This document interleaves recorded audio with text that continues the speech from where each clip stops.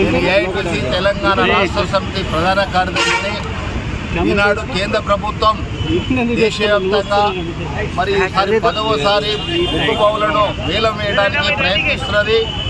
దానిలో భాగంగానే ఈరోజు దేశవ్యాప్తంగా 61 బొగ్గు బావులను నవీకరణలో భాగంగా మన తెలంగాణలో కూడా ఒకటి ఈ మంచిర్యాల దగ్గర ఒక బావిని కూడా వేలం వేసి పెట్టుబడిదారులకు ప్రైవేటు కార్పొరేట్ శక్తులకు అడ్డగట్టేందుకోసం మేలు చేసేందుకోసం ఈ ప్రభుత్వం ప్రయత్నిస్తుంది. దాన్ని తీవ్రంగా మేము ఏఐటీసీగా వ్యతిరేకిస్తున్నాం. అదే సందర్భంలో చూస్తే ఈనాడు మొత్తం దేశవ్యాప్తంగా బొగ్గును ఉత్పత్తి కనుక లేకపోతే ఈ యొక్క ప్రైవేటు పరం చేస్తే ఈనాడు పరిశ్రమలు కూడా మూతపడతాయి. అందులో పనిచేస్తున్నటువంటి కార్మిక వర్గం కూడా రోడ్ల పాలవుతారు. అదేవిధంగా బొగ్గు అనేది విద్యుత్తు, అదేవిధంగా అనేక రకాల ఉపయోగపడేటువంటి బొగ్గును ఈరోజు ప్రభుత్వమే ఈరోజు లేకుండా చేసేటువంటి పరిస్థితిని మేము తీవ్రంగా వ్యతిరేకిస్తున్నాం.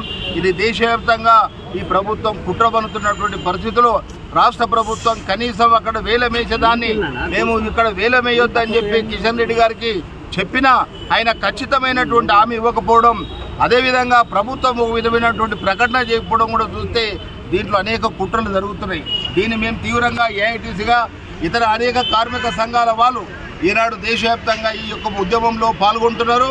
ఈ బొగ్గు బావుల్ని వెంటనే వేలం వేయడాన్ని ఆపాలని, అదేవిధంగా ప్రైవేటు పరం ఆపాలని, అదేవిధంగా సింగరేణికి సంబంధించినటువంటి బొగ్గు బావులన్నింటినీ కూడా సింగరేణికి కేటాయించాలని చెప్పేసి ఏఐటీసీ తెలంగాణ రాష్ట్ర సమితి ఈ ప్రభుత్వాన్ని అదేవిధంగా కేంద్ర ప్రభుత్వాన్ని కూడా మేము డిమాండ్ చేస్తూ ఈరోజు ఇక్కడ మేము ఈ యొక్క కార్యక్రమాన్ని తీసుకున్నాం.